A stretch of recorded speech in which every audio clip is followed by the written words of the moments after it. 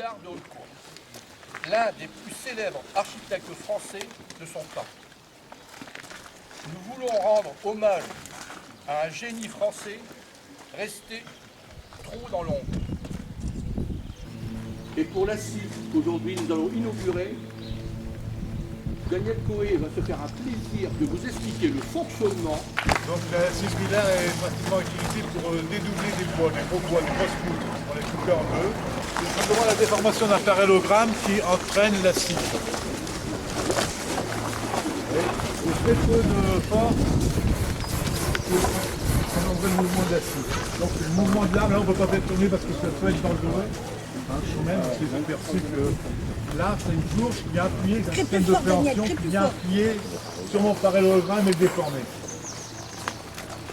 Il faut savoir que tout ça, c'est dans l'eau. C'est-à-dire que le niveau de l'eau, il est ici. La poutre, elle ne pèse plus. Tout est dans l'eau.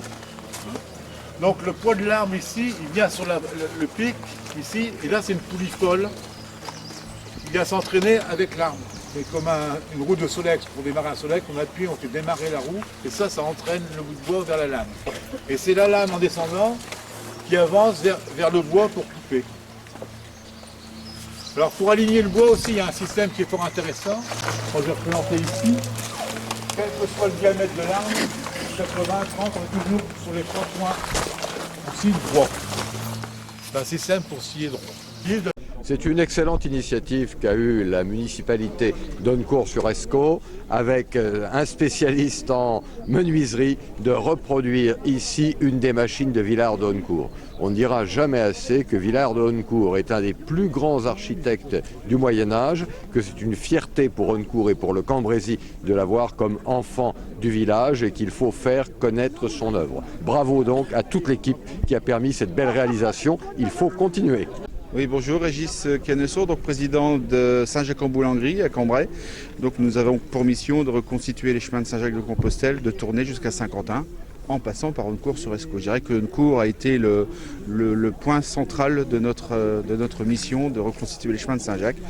Et de voir l'Assis aujourd'hui reconstitué par M. Coé. Effectivement, Villard, c'est un Européen convaincu de son temps. Il a voyagé en Suisse, bon, il a fait en Hongrie, etc. Quoi. Des choses vraiment intéressantes dans son carnet à reproduire. Quoi. Et les architectes se sont surtout intéressés au niveau des constructions, des cathédrales, des choses comme ça. Mais il y a beaucoup de choses techniques dans son carnet, quand on regarde, qui sont intéressantes à développer aussi. La géométrie, le dessin, le trait, etc. C'est intéressant. Alors dans notre logo, hein, Saint-Jacques-en-Boulangerie, nous avons un labyrinthe. Donc c'est justement un clin d'œil à Villard de Hautnecourt. Ce qui fait que, pour vous dire que Hautnecourt est quand même un point très central et rayonnant des chemins de Saint-Jacques du Nord. Donc nous allons mettre très certainement, très bientôt d'ailleurs, une photo avec l'autorisation de la ville et de M. Coé, une photo de l'Assis sur notre site internet pour que tout le monde puisse se dire qu'est-ce que c'est que ça, il faut qu'on aille voir.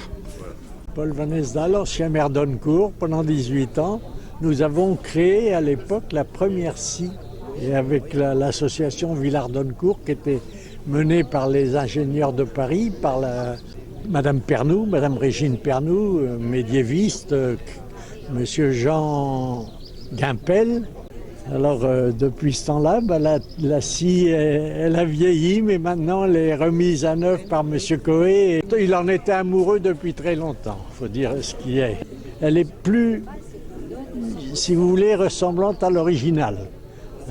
Mais l'histoire d'Hautnecourt, si vous voulez, si on devrait faire des fouilles, l'histoire d'Hautnecourt est presque plus intéressante que celle de Cambrai.